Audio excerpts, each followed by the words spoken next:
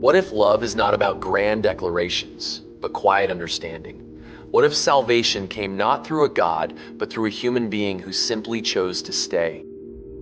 Today, I'm talking about a novel that doesn't shout. It sings, gently, like a psalm. It's called Oru Sankeerthanam Pole, a Malayalam classic that imagines a love story blooming in the shadows of genius, pain, and redemption. Set in 19th century St. Petersburg, the novel reimagines the days when the great Russian writer Fyodor Dostoevsky meets Anna Snetkina. She is a young stenographer hired to help him complete a novel. But the book is not about events.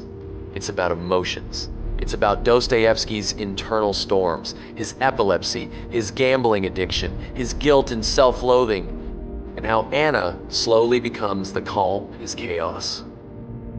What makes this book unforgettable is not just the story, but how it's told. Perumbadavam's prose is like poetry. Every sentence aches with beauty. He turns pain into prayer. This is not a typical love story. Anna doesn't rescue Dostoevsky. She simply believes in him. That belief begins to heal him. The novel is also full of literary references. It feels like an ode not just to Dostoevsky, but to all artists who battle their own demons. If you've ever loved someone who is hurting, this book will speak to you. Perumbadavam's Malayalam is rich, lyrical, and soaked in silence. You don't just read it, you feel it. Even if you're new to literary fiction, this book pulls you in with its gentle rhythm, the metaphors, the stillness, the atmosphere. All of it contributes to the mood of devotion. It truly reads like a psalm, intimate, mournful, hopeful. Oru Sankeerthanam Pole is not just a story. It's a meditation on suffering, love, faith, and healing. It shows us that to understand someone deeply is the most profound form of love.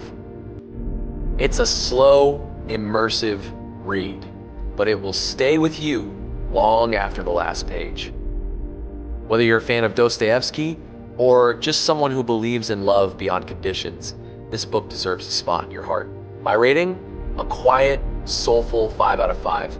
Not for the story alone, for the feeling it leaves behind. Have you read this gem of Malayalam literature? Or do you have a book that made you feel something similar? Let me know in the comments.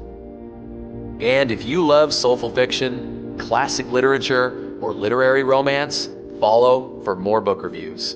Until next time, read gently.